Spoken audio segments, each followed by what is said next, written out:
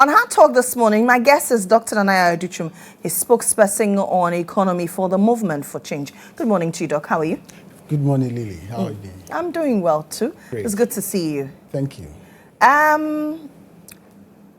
Where we are as a country, from where you sit, what is your perspective Well, first of in all, terms of our economy? Yes, thank you very much for this opportunity.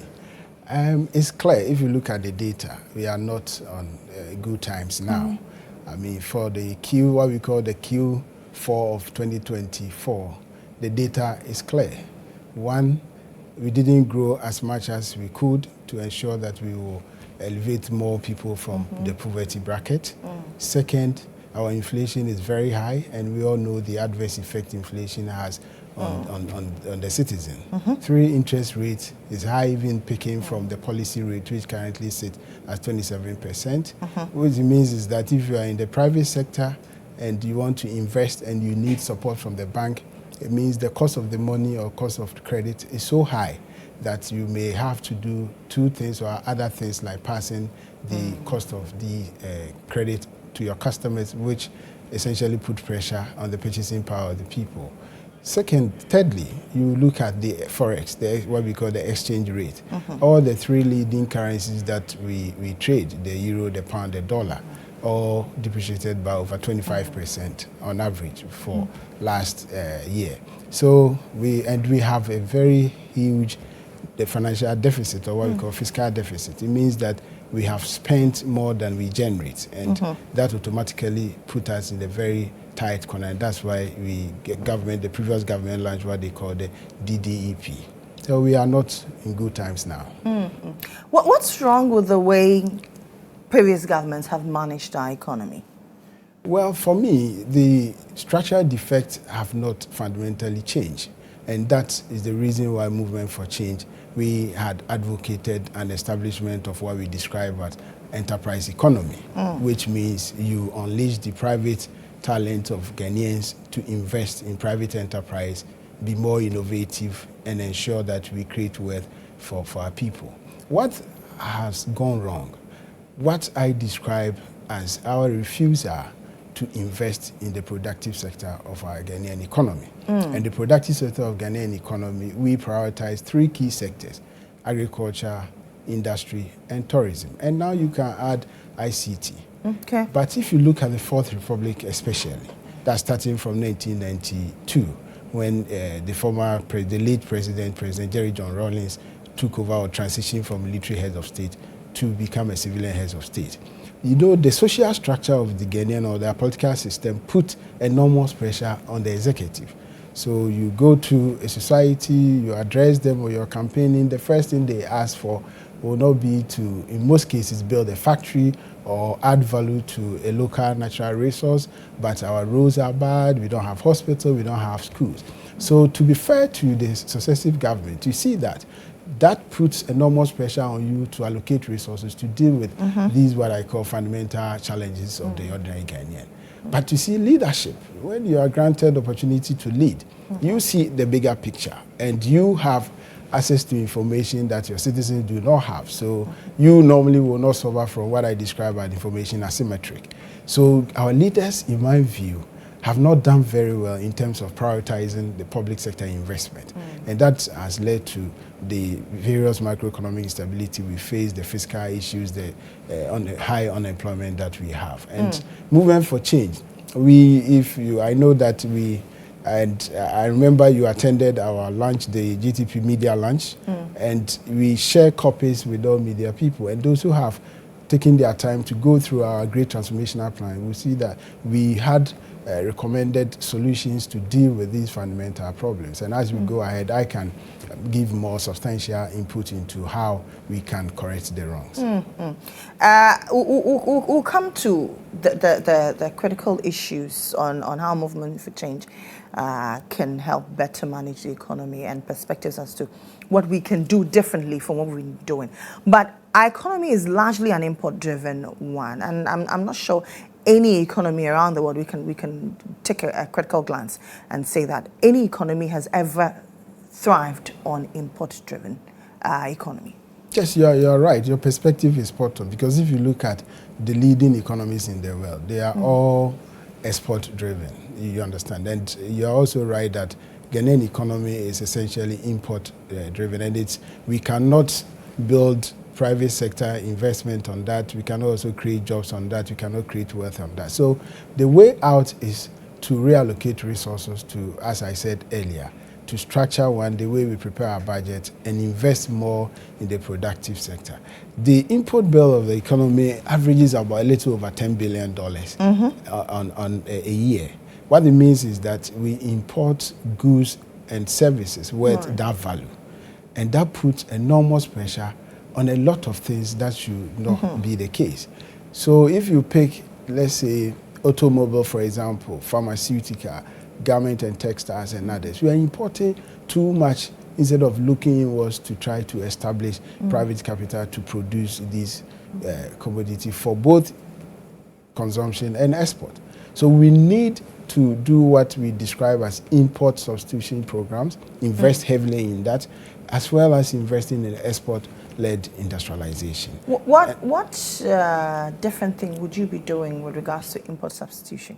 So in fact, the founder and leader, Honorable Alanche Martin, when he was a minister, and not only in the previous government, but under President Kufuor's government, had come out with innovative programs and projects to fundamentally deal with these problems. So I remember as a student reading about district industrialization program. Most students who did business or management or economics might have encountered that program. That translated into, under Nana Addo's regime, one district, one factory. That has both two strategic objectives, both import substitution and export. Because if you invest in district industrialization, which is essentially spreading industrial development across the length and breadth of the country, you target certain commodities that locally consumption is high and secondly has export potential. So we need to do that program, and we have to be strategic, and government must prioritize investment into the private sector and supporting that. The investment can come in so many ways. One can be, what are the key challenges confronting the private sector? And everybody will tell you that cost of capital is very high. And I did mention that if your policy rate is 27%, then you should know obviously that it is very expensive. So if you're a government and you are prioritizing investment that will lead to import substitution and export, you have to meet the entrepreneurs halfway. So you can subsidize the interest rate, which he did under the one district, one factory. If Ghanaians have been kind enough to him as the president of Ghana, he was going to focus greatly on trying to support the private sector to industrialize both for import substitution. And there are a lot of priority product or commodities that can come under import substitution. Poultry, for example, is one of them. If you look at even rice, we import so much amount of rice into the country. And when indeed, with the rice support, the private sector can go into cultivation of rice in large scale, not current stage that we do, and also adding value to the rice that we produce. And it's very sad that there are a lot of investment at this stage that require government support that we are not doing. For example, there's a company in Tamale called Avinash. If you see the plant, every year, the investors do not have enough paddy rice to mill. And what does it take to cultivate paddy rice? A little investment into irrigation, support for planting materials and others will change our fortune in the rice industry. Does it mean that we do not have our priorities right as a country? That's the fundamental problem. We don't have our priorities right. And as I said, it's driven by our politics partly because MPs will prioritize investing in solving immediate, not very immediate, but infrastructure issue that will give them vote than supporting a private investor who on his own is taking so much risk to set up a factory or company in his constituency. So that is a fundamental problem. Our priorities, in my view, have always not been spot on, and that is where we are proposing a realignment of the budget. And I'm very happy that yesterday when the new governor took over, he said his he set his priorities on 6 anchors. And yes, these yes, are yes. very, very important to me, and it's a good Will it be a walk in the park for him? I mean, his priority areas, the 6 pointers. It's not going to be easy. And to be frank with you, our economy is not, it's a very complex economy. So it takes a lot to stimulate our economy. But I think that there should be kind of consensus between the finance ministry that leads the management of our fiscal side and the BOG governor who is managing our monetary side. These are 2 broad economic, let's say, elements or pillars in every economy. If the 2 come together, we can achieve greater height. And I think that we need to commend the governor. I mean, it is worse yet, but he has to back the words with action. And we have to support him in doing that. I say so because if you look at our Great Transformational Plan, there are a lot of prescriptions that we recommended, which I see reflecting in the governor's priority. So one thing that I think he must do is to encourage our commercial banks, our banking sector operatives, to be more innovative in supporting our entrepreneurs. Because some of the portfolios, I am a consultant and I work with them, and I see that they lack creativity in dealing with some of the problems that our entrepreneurs face. And I urge the new governor to look at that, because that is the only way to build what we describe as enterprise economy. Because the risk is high, but if the private sector see that there are de-risking elements coming from the Bank of Ghana and the banking sector and from the Ministry of Finance on the fiscal side, then the private sector will always want to take up more risk. Now that you talk about the fiscal space, let's talk about the banking sector cleanup. Yesterday, during the swearing-in of the governor of the Bank of Ghana, President Mohammed stated that the previous administration went about the banking sector cleanup the wrong way. What are your thoughts? Was it necessary? Well, there are disagreement on the way that the previous government undertook that exercise. And I think that the current audit that is ongoing is a welcome news. The important thing is that a lot of money has been pumped into the banking sector, but unfortunately, we did not get the desired results that we were expecting.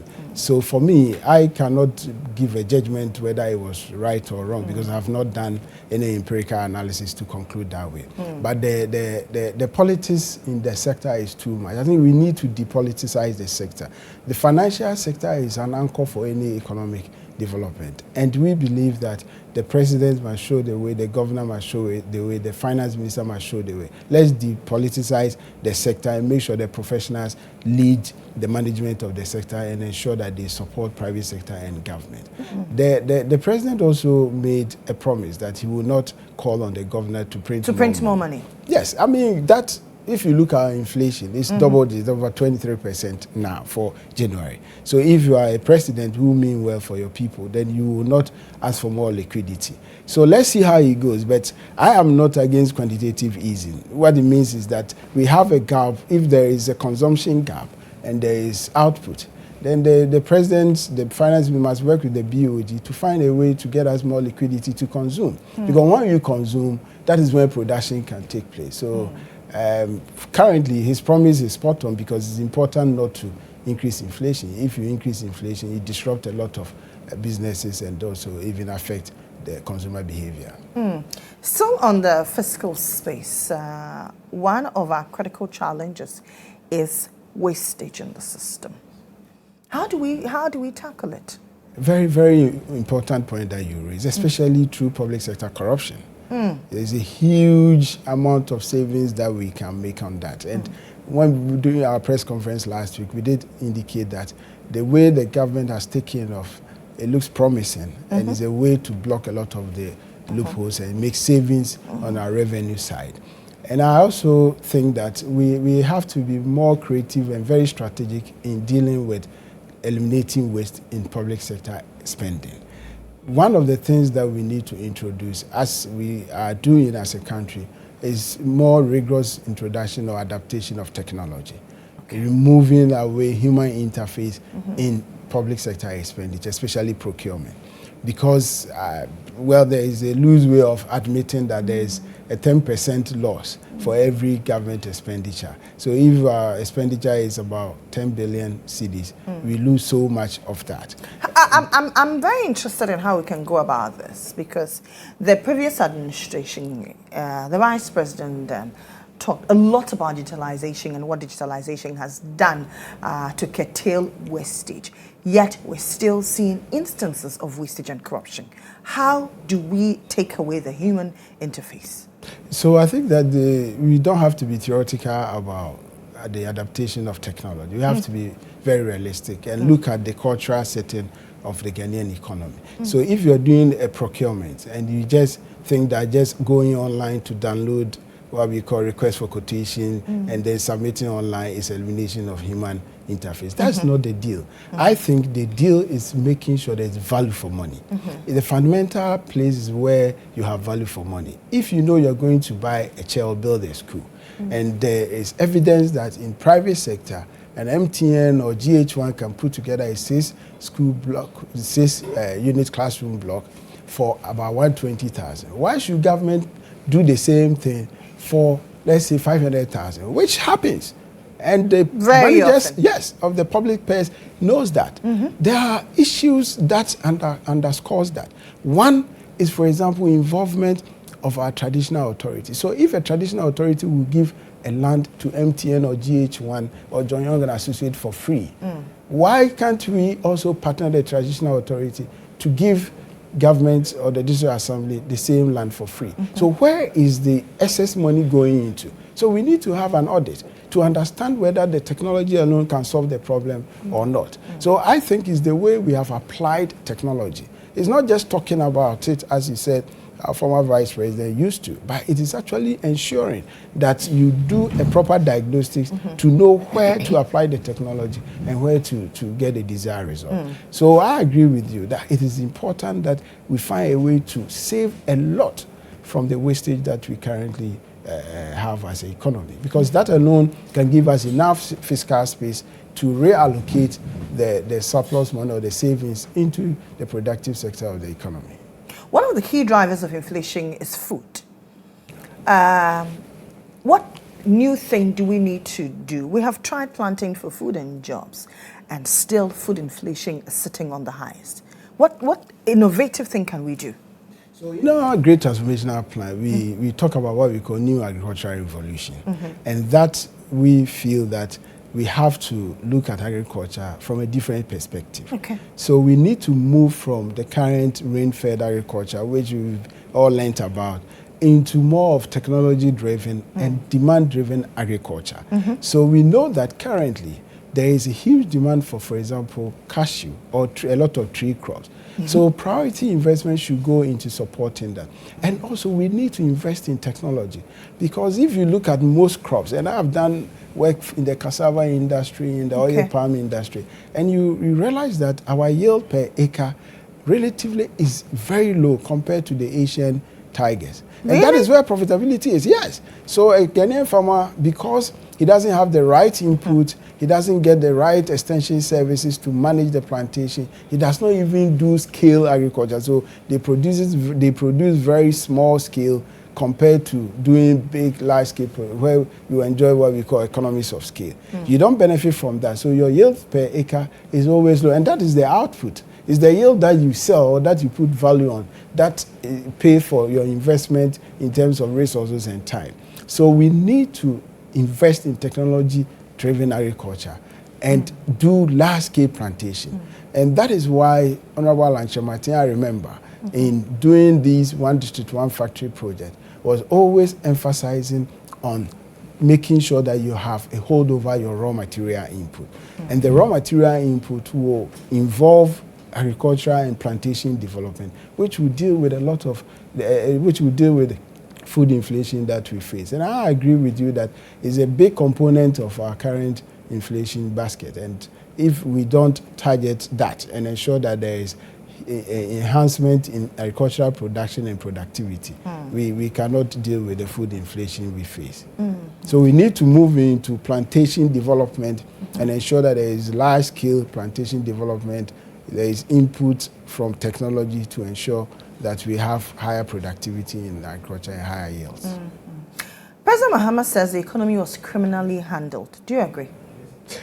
I cannot put a judgment on what the choice of words of His Excellency the President, but the data that, as I mentioned, if you have a policy rate of 27%, inflation rate double digits of 23%, you also have exchange rates, 3 major currencies, or 25% depreciation and above, you have fiscal space of about 5% of GDP, then really, I don't need to use any adjective to describe how the economy was managed, but we feel it in our pocket. President Akufo-Addo, former President Akufo-Addo said, see, I am leaving behind a very robust economy. I'm leaving 9 billion in reserves.